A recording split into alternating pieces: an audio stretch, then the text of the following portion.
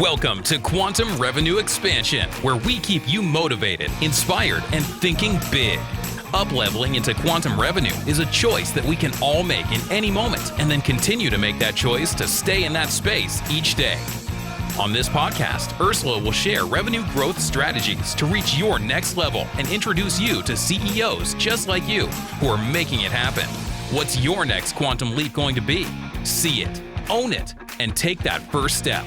If this is you, then Ursula wants to invite you to join us at the next 2X Intensive now. Go to salescoachnow.com/apply.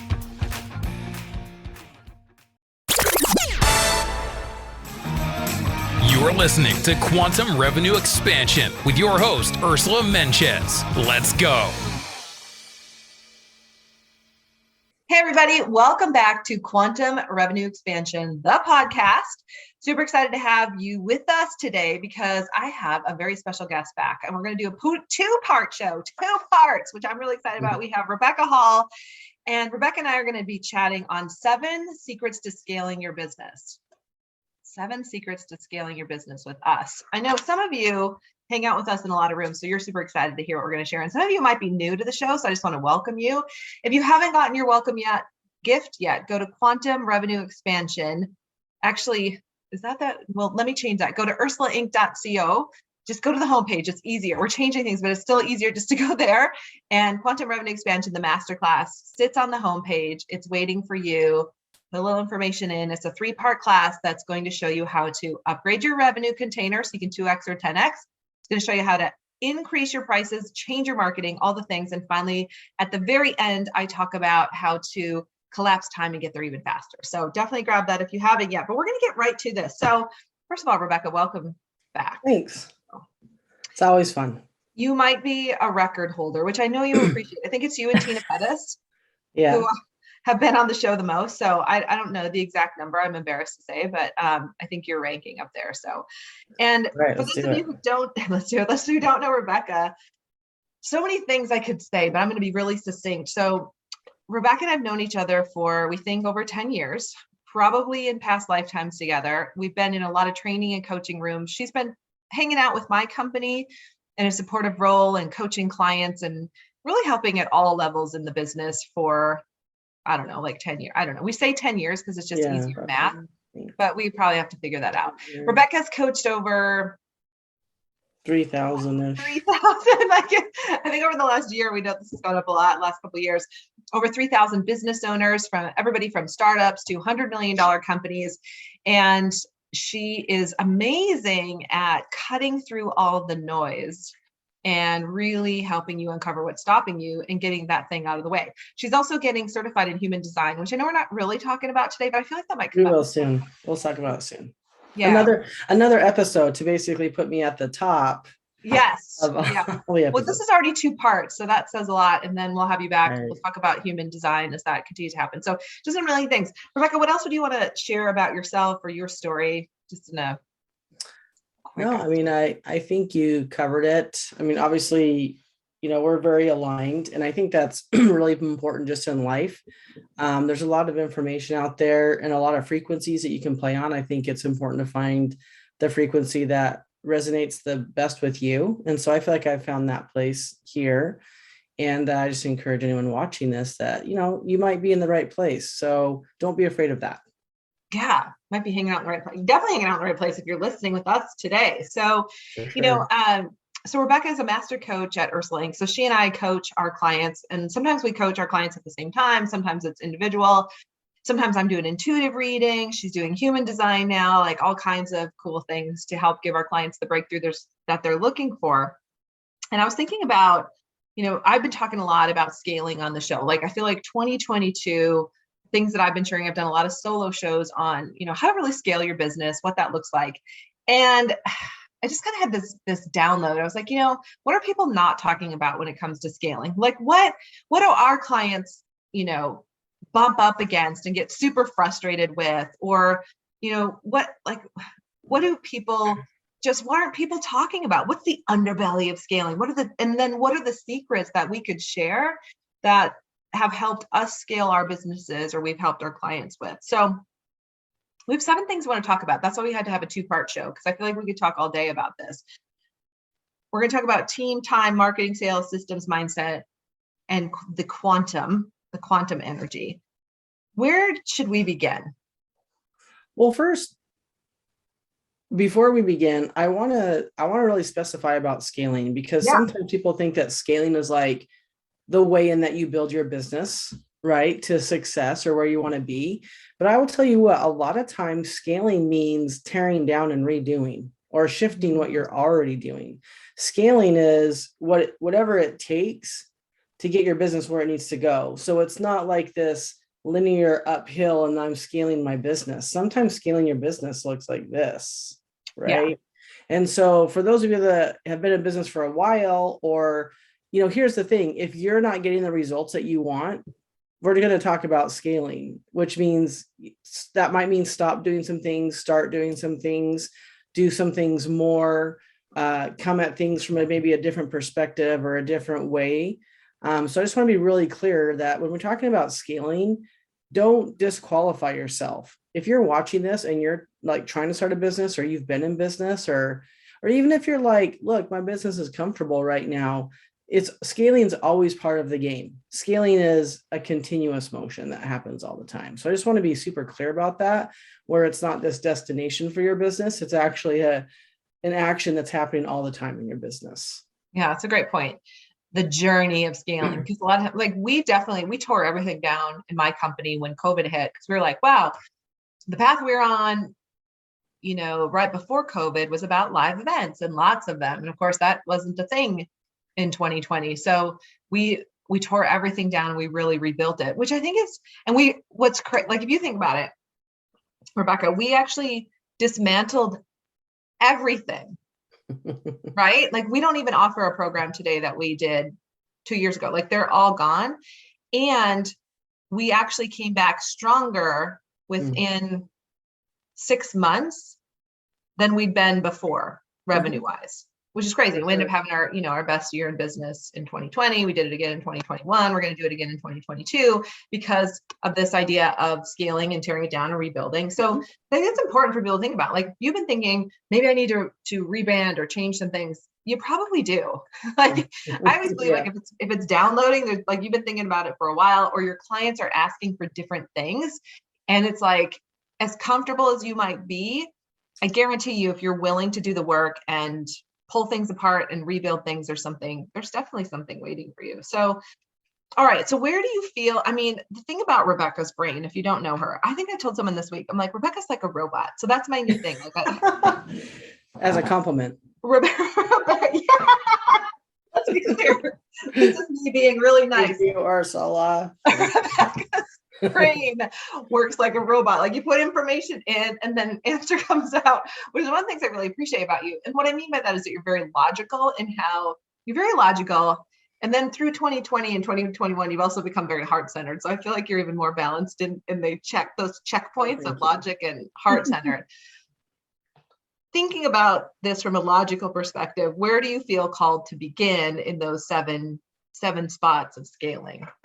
I can start anywhere.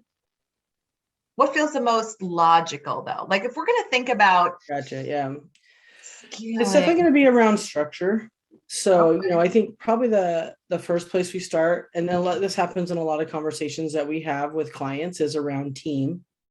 And there seems to be this, like, I don't know what it is. I don't know if it's like a throwback of the industrial age, which we're really not in anymore, right? Especially right now with supply chain issues, where everyone's having to get really scrappy about stuff.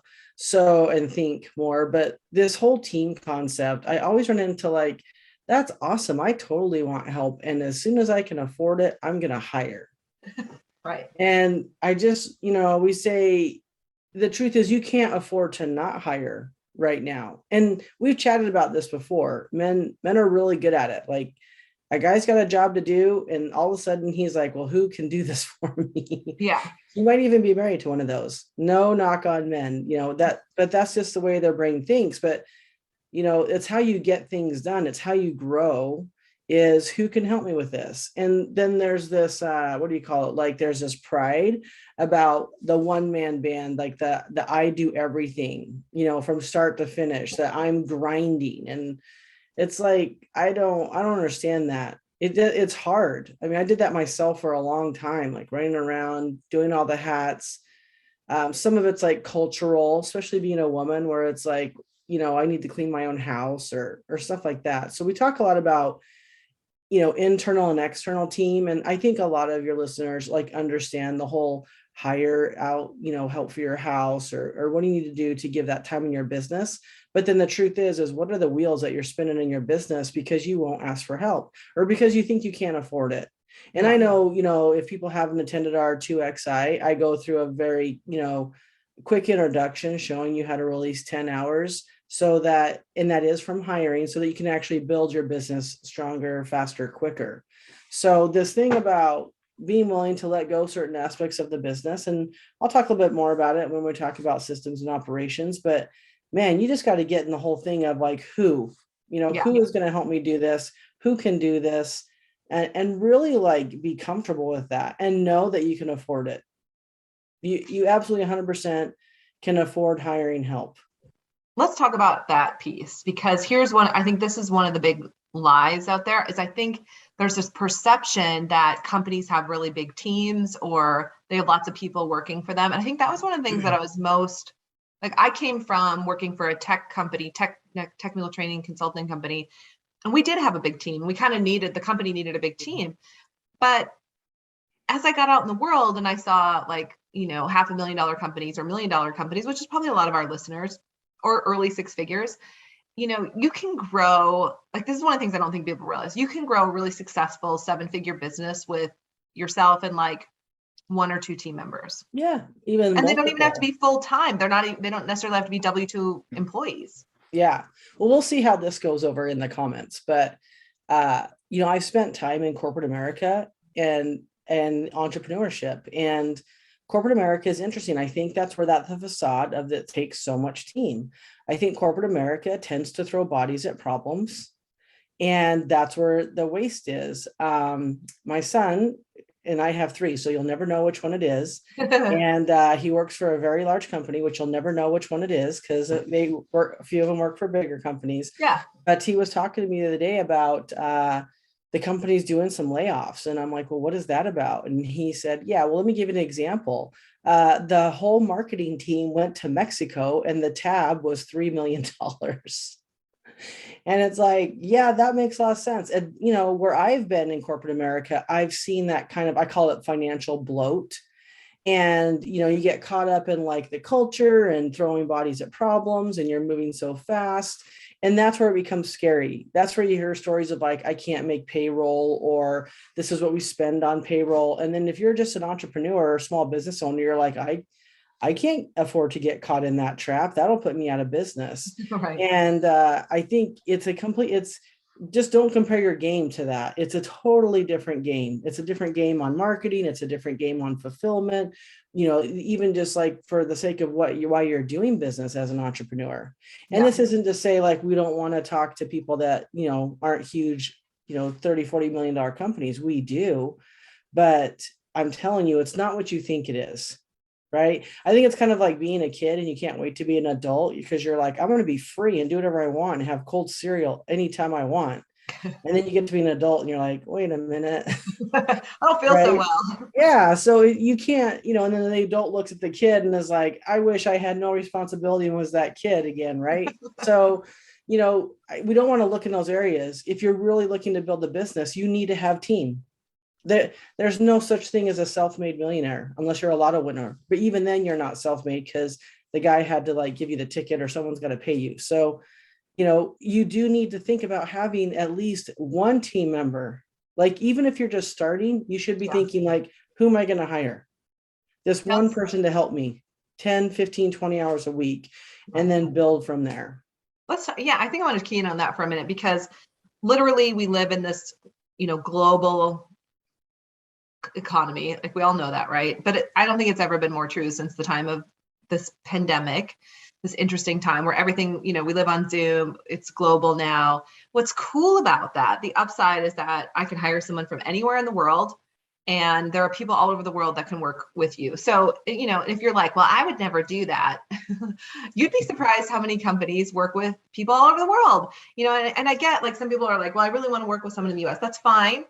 And we have clients that listen from all over the world who hire from all over the world. So, open up your mind to see all the potential ways that you could hire someone.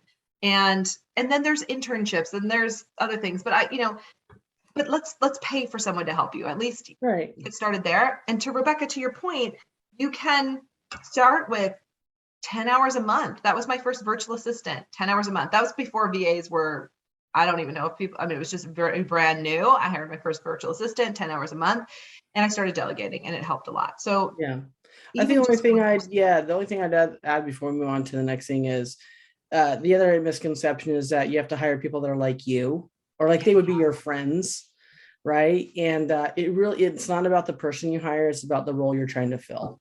And so just being very strategic or concise about what is the role that you need, and finding the person. Now, we're not going to get into culture. Of course, you want someone that is similar, but that's where the people get scared, and they don't know how to make that thing, because it's like they're trying to hire someone who they think is going to be a friend, or who definitely they're like see themselves as like knowing more or whatever, right? And it's not about that. I love to hire people that know more than me all the time. Like, thanks for coming on. I'm happy to pay you for your genius and to just get this done, even if I don't know. So I think that's the only part I would add to the team, and people just don't talk about it. Yeah. And thank you. So all that to say, just to really bring this part home, is to grow, you need some help. And Dan Sullivan wrote a great book. I need to have him on the show sometime because I talk about it all the time. Who, Not How. And he wrote it with somebody who, I don't know who that guy is, but that was his who wrote the book. That's the irony of it. Sorry, shout out to whoever that gentleman is. He's probably like, really? Why doesn't anybody know my name? Anyway, the whole idea, it's sort of like, how do I do this? Ask who can help me get this done. And that will serve you so well. And know that when you hire, it's like building a bridge to the next level. And you got to believe that you're going to bring more revenue in, and that's going to keep growing. So, all right. So talked about team, a lot of myths out there.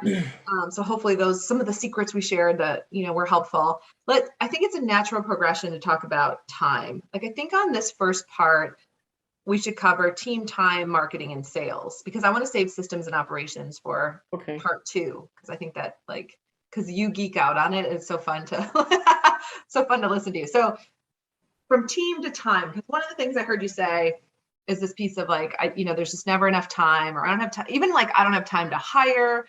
You talked about what you do, the exercise you do at the 2X intensive course, where you really help people see the potential time they get back from hiring, and also the return on investment in hiring to get back that time.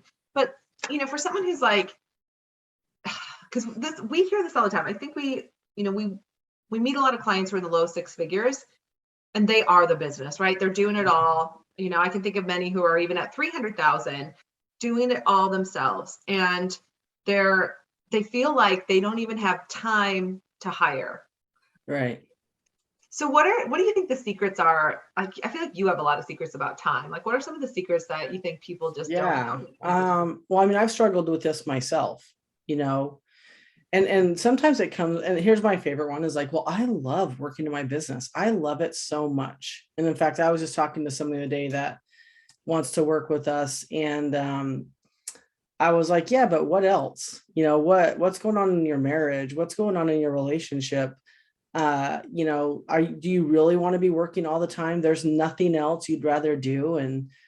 And they were like, yeah, actually, I wish I had time to do this and this. And so sometimes we get addicted to that work, and then we put more time into it, right? And then we just play this game where it's like, I work in my business all the time, and then I don't have time to do anything. And you're contradicting yourself.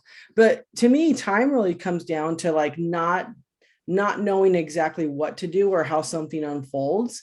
And then just the biggest one, just being subjected to distractions. It's so amazing how we have allowed ourselves to leak time. Some are pretty obvious. scrolling through Facebook, things like that. But the distractions, and there's a lot of studies out there, when you try to move from one task that you're doing to a totally different type of task and then come back to it. So for example, you're totally busting out like a marketing campaign and you're writing some copy, and then like an email comes in or a phone call comes in or a text, and you stop what you're doing to see like, okay, what's going on? Does this deserve my attention? What's the priority of that? Do I need to solve it right now? I don't know. I'm gonna think about it. Or I decide to take the call and then it's not what I thought it was. And then I'm like, okay, I got to get back to what I'm doing. And you try to complete that task and then move your mind back to like, okay, I'm totally writing awesome copy. Huge waste of time. And there's been a lot of practice that maybe you've heard where people are like, well, I only check my email at 10 and 4 and that's fine. But there's way more areas in your life where you're letting time leak out through distractions. And a lot of our clients, I have them do a tick mark like every time they check email or notification on their phone during the day. Talk about that. What do you mean a tick mark? So they have to track it? Yeah. So, we do time tracking and we help clients, organize their day so they have everything they want in life, really, is what I call it. And part of that, instead of like taking the time to write down every time you check email or your phone, because that takes so much time, I just have them like have a little sheet next to them that has just a little hash mark. And there's lots of hash marks, 20, 30, 40 hash marks. If you just average that every time you broke your attention on something that you needed to be doing to pay attention to a distraction and analyze or determine if it's a priority and that you should break, just to make that, dissemination and then come back to your task is at least 3 minutes, if not 5 minutes, because your brain has to get right. That goes back to like, we think multitasking is a thing and it's totally not. It's just being busy. So if you do it 20 times a day times 5 minutes, that's 100 minutes. That's an hour and 40 minutes a day that you spend floating off somewhere and then trying to get back.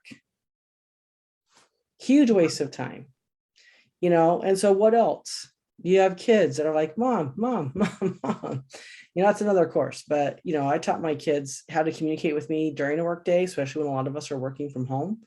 But, paying attention to that, because we've become a reactionary society. We react to this, react to that, react to that ding, react to that message. And I really think that's where we're just kind of blowing out our energy.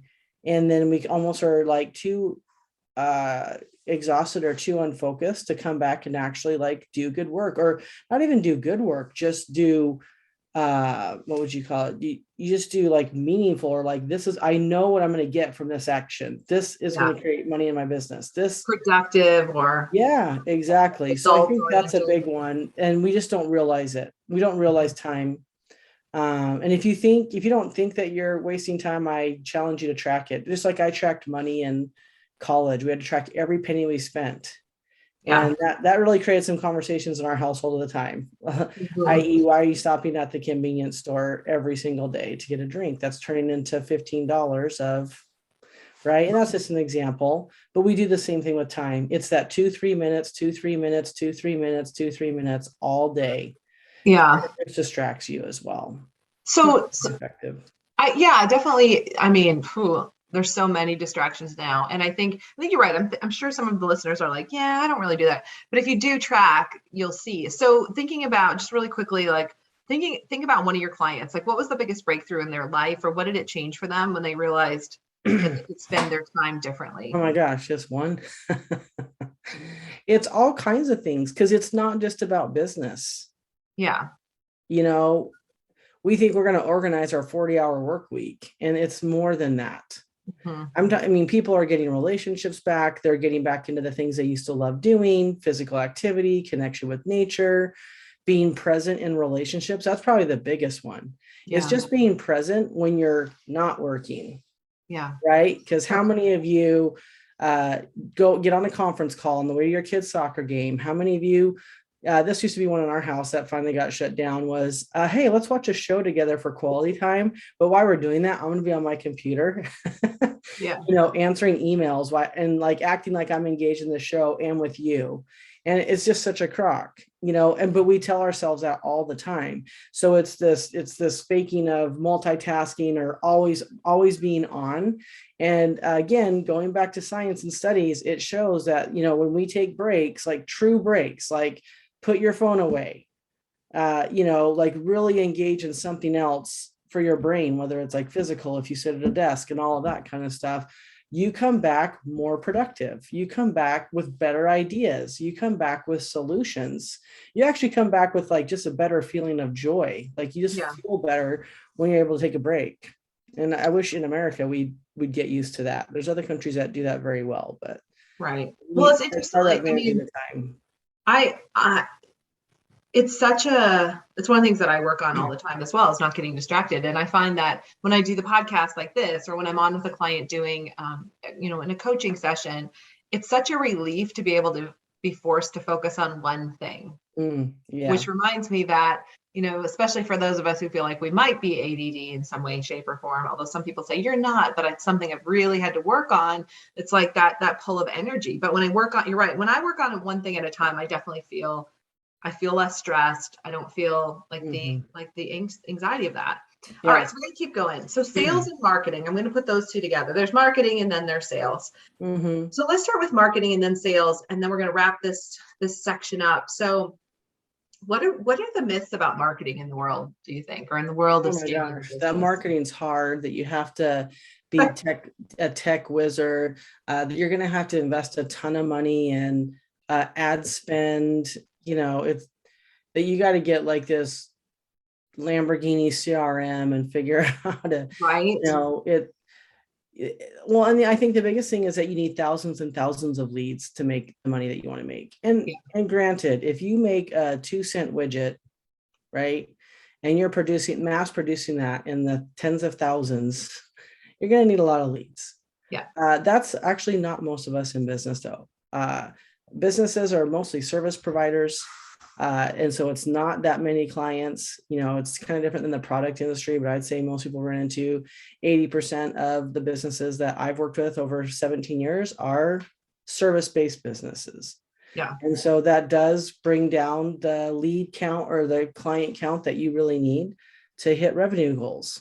And so I think that's the biggest thing, is that you have to, it's this big monster that has to go get thousands and thousands of names so that you can churn through it and make your money. And it's just not true. It's crazy. And how many times have we talked to a client and found that they already had the leads they needed sitting somewhere, or a way to get to their 2x or their 10x? Like, it was already around them. Like, so many of our clients, it's like we don't see the easy stuff as opportunities, and we think we have to go create this big marketing strategy to be successful. And I remember when I launched my business, I did years later, I did this whole, I don't know if it was a podcast or a recording on the 8 free ways I marketed in the beginning, like what I did to grow my business. Like I didn't have a budget. So, I networked, I cold called, I set up free events. Like I partnered with other organizations. Like it was endless of what I did for free to grow thousands and what became millions of dollars in revenue over the years. And so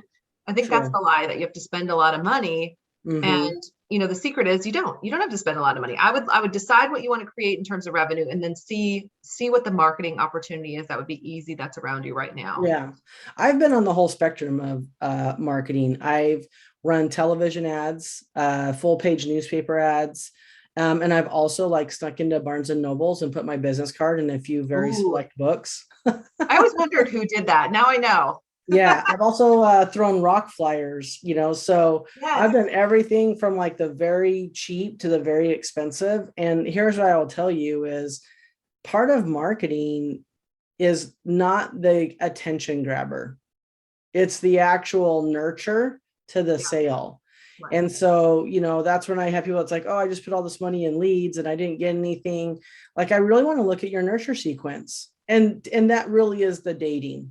Like if you really thought about dating your prospect, then, what would you change, or even like, what would you add? Because I think a lot of times we miss things. We think if we just throw a fishing line out there with bait on it, that we should just have tons of fish coming in. Right. And you really got to slow down. It's not hard science, but just be smart about it. Like if you are dating someone and you're like, oh, I want to be in a relationship, And so my dating consists of, we're going to go to the same coffee house every Saturday morning at 8 o'clock, and we're going to order the same things and sit there for the same amount of time. How long is that relationship going to last? I mean, after 3 times in, you'll be like, I'm bored. We got to do something else. This relationship's going nowhere. I don't understand what's happening right now. You're a robot. So it's like, you can really design, like, and you kind of mentioned it, it's like having those 3 to 5 ways that you actually get people's attention, and then actually sitting down and being like, okay, if I get this person's attention here, how do I actually date them to the sale? Yeah. What are all the steps? And I think when we go over our clients' marketing, they're missing a lot of those steps. Right. It's like, well, then what happens here? It's like, well, I'm putting together this whole webinar, and I'm going to drive traffic to it, and then I'm going to make sales. Well, we've missed a whole bunch of things there, like, so how are you going to follow up? And when are you going to follow up after that? And what does that look like? And how do you onboard someone? And how do you confirm this? And I don't say all that stuff to be like, oh, it's this big, hard, arduous thing. It's not. And that's why I like the dating thing, because here's the truth. If you're interested in someone, you can figure out how to date them and flirt with them. And you're like thinking of what little creative things you can do. Should I send them flowers to their work? I want to take them to the special restaurant. Maybe we should go on a picnic. I know they love this band. I'm going to get concert tickets there. Like, that is marketing, guys. And everyone that's listening probably has been in a relationship at least one time, unless you're 4 and then you haven't. And if you're listening to this podcast, I want to talk to you if you're 4, because you're really smart. But it really is. It's like, just date. Like, think about how to date and make it exciting, and what would the next logical step be. And that's the easiest way to break down your marketing to have it be effective.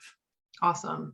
We're going to stop there because we're out of time for part 1, Rebekah. This was awesome. So, part 1, we talked about team time and marketing. Part 2, we're going to talk about sales, systems, mindset, and quantum. So you're not going to want to miss that show. Rebekah, thanks for being here today. Awesome. Thanks.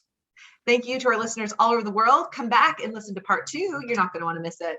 All right, everybody. Bye for now. Hey guys, it's Ursula, and I just want to stop by and chat with you really quickly. On February 24th, we have an event called Scale to 7, which I'm super excited about. And if you haven't registered yet, we have a few seats left. We're holding it at 20 CEOs. So 20 CEOs who are looking to grow from 6 figures to 7 figures, or 6 figures to multi 6 figures. And if that's you, and you've been wanting to do this for a long time, and you feel like you're stuck at a certain income ceiling, we'd love to have you join us. It's on the 24th of February from 1 to 3 p.m. Central Time. And a couple of things, we're going to cover 2 things, 2 power strategies. Power strategy number 1 is to help you discover your unique Scale to 7 formula. I say we because it's going to be myself and Rebekah Hall, our master coach. She's going to be supporting the session. So with the 2 of us together, with the kind of coaching we're going to do and how we're going to be able to support you in a small group, it's going to be so powerful.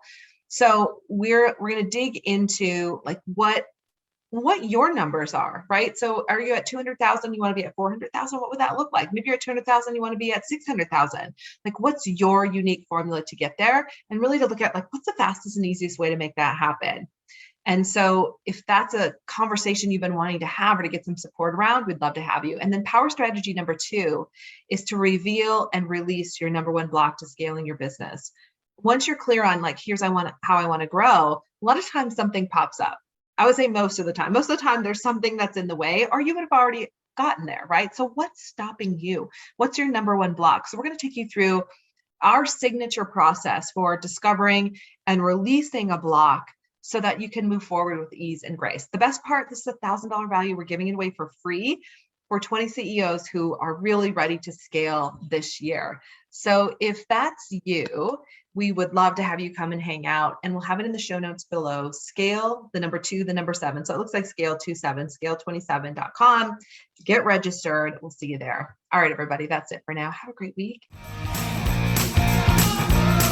Thank you for joining us today. And if you are ready to make your next quantum leap, let's do it. Ursula invites you to join us at the 2X Intensive. Go to salescoachnow.com/apply. Don't forget to leave us a review on your favorite podcast app.